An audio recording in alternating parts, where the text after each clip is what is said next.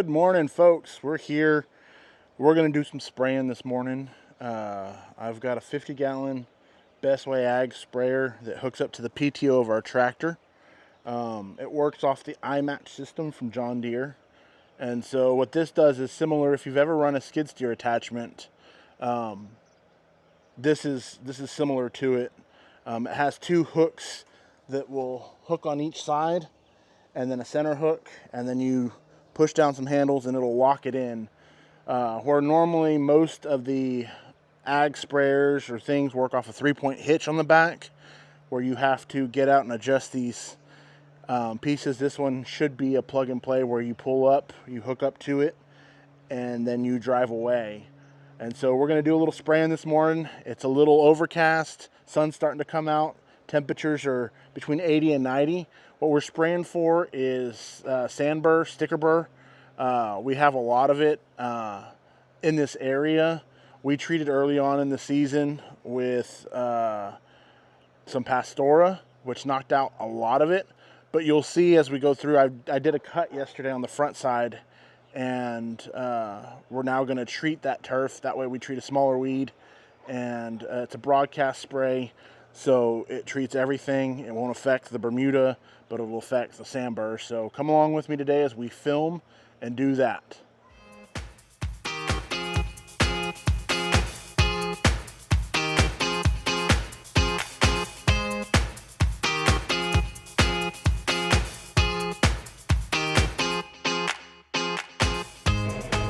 So what I want to do is line up the top hook, and the bottom two will take care of themselves, it says.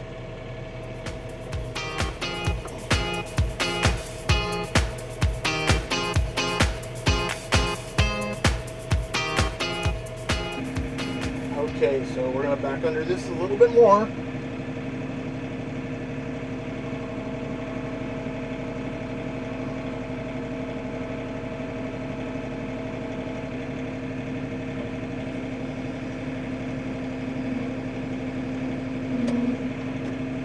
Now all we have to do is hook up the chain to the PTO and we should be good to spray. So what we're going to do is we're going to go ahead and spray some weeds this morning. I've got the John Deere 3039R hooked up, and we are going to do a pass on these sticker burrs.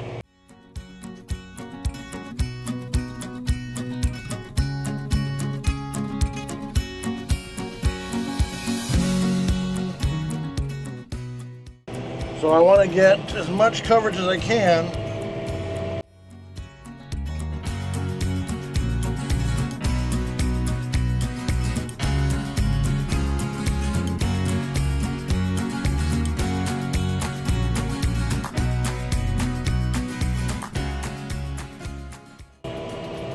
And then we'll stop right here at the crepe myrtles.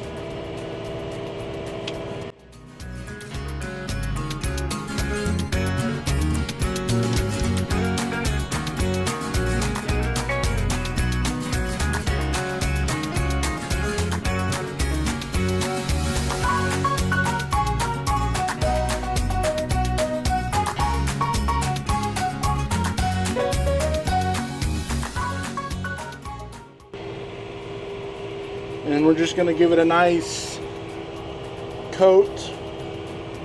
And when we get back between the crepe myrtles over here, we're going to spray with the wand. We want to make sure that we don't have drift on any non-targeted species. So crepe myrtles, any flowering plants, so forth. We don't want to hit them. But what we're trying to do is get good coverage on these sticker burrs, not too hot, not too cold. At a certain point in the day when it gets too hot, the ability for the sticker burrs to absorb them, the stomates close, and they do not accept the chemical, so you're just putting it down for no reason. It loses the effectivity. So we just want to spray as much as we can, as quickly as we can.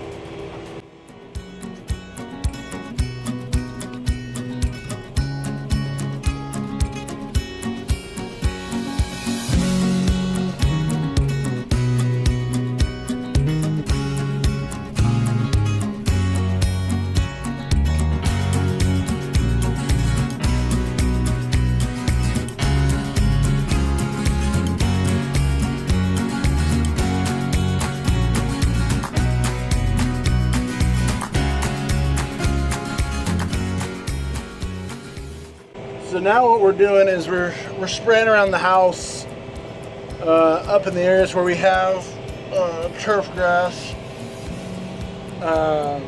this Bermuda, not where the cows eat, but where the front yard is.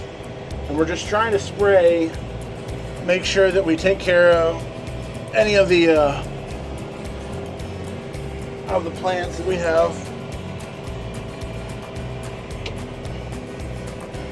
So what we do is we run a couple lines. We try to be very careful, especially around where the beds are over here. I don't want to throw into the beds. I would rather hand spray that with the wand.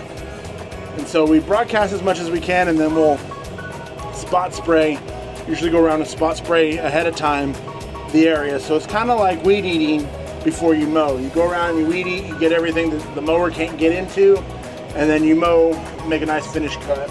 So that's what we're doing now, is we're doing the finish cut. We've already sprayed in between these beds, and we're just being cognizant of where we're going with our spray so that we don't have overspray, drift. We're working up against neighbors' properties, so you always want to be cognizant of it. Now if we were just spraying like regular pesticide, our neighbors might have an issue with it, but since we're spraying for sticker burrs, I know our neighbor to the south, he is very much, he hates sticker burrs, I should say, and so he does not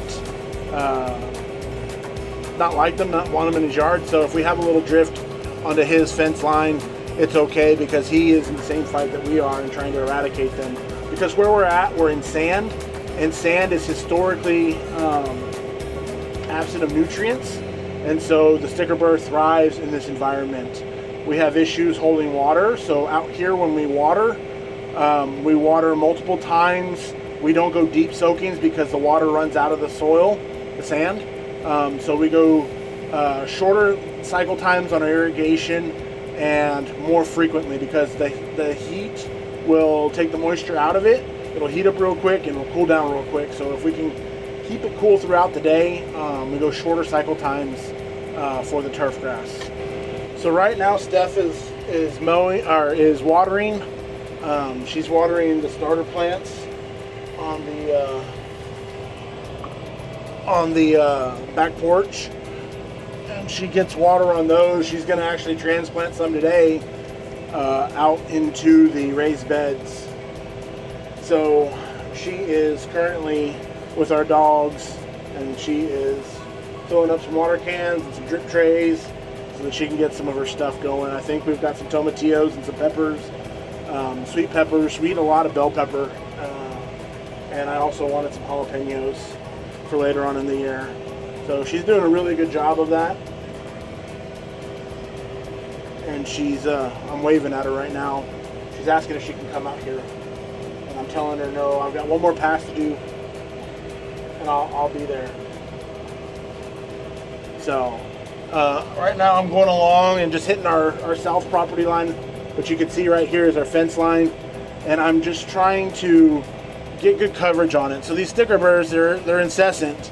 They come up. Like I said, we used Pastora in the spring to treat our property, and so it knocked down a large majority of them. But we did have some that came back, and they reseed from the seed heads every year. So if they become visible, now we've got to spray a chem on them to stop them from going to seed. And that'll be in the fall, coming back in the spring. So this knocks them out, kills those seed heads, and hopefully we'll have better knockdown. It's an ongoing thing, several year process. Since we moved in, we've been here 4 years now, and so we consistently have to do this type of eradication to make sure that we take care of our property and we're good stewards of the land.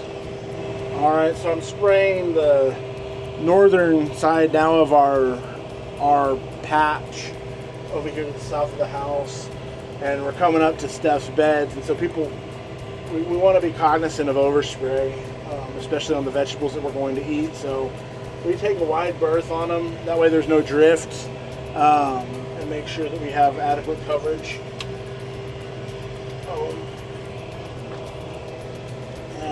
we turn off the pump when we go by them, get a little wider berth, give them the room that they need.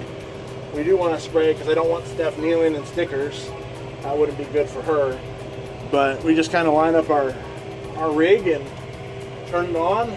We watch where the outer limits are of the spray tank. If we're clear, I can see where it's spraying out beside me. And then we just go and knock them down.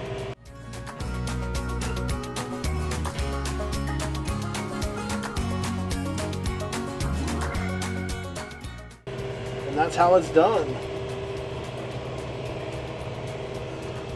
And we just do this a couple of times, slow and steady. Slow is fast in this regard. We want to make sure we get good adequate coverage. Plus, if you can tell by the jostling of myself, this land shifts. With the wind, you have good grass, but the grass also helps hold that sand down. But the parts that are loose will still blow around. So we like to drag every so often and try and level out some of this, but it's been a while since we dragged, so maybe we'll get that in on the next episode. All right, so we got the yard sprayed. That's done. Steph is working in the garden, planting some things.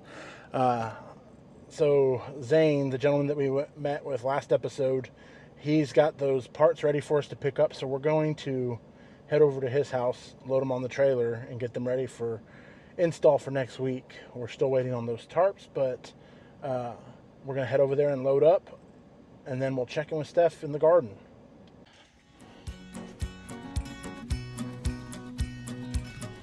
All right, well, let's load them up.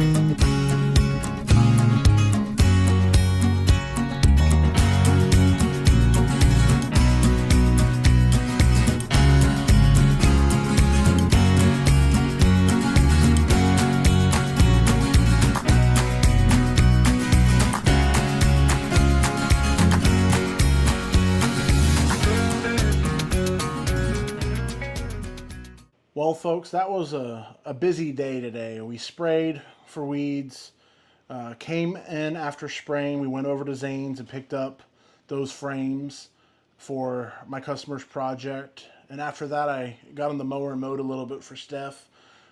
Steph, next week we're going to be bringing the folks something special. Where are we going on the 4th of July? We will be in a parade in Lavernia, Texas. So keep an eye out for footage for that. Excellent. And we're going to walk around in episode 3 a little bit more about what Steph's doing in the garden and talk a little bit more about our day-to-day lives as well as agriculture. So stay tuned for episode 3, and thank y'all for joining us. If you can, hit like and subscribe, and we'll see you at the next one of The Real Life.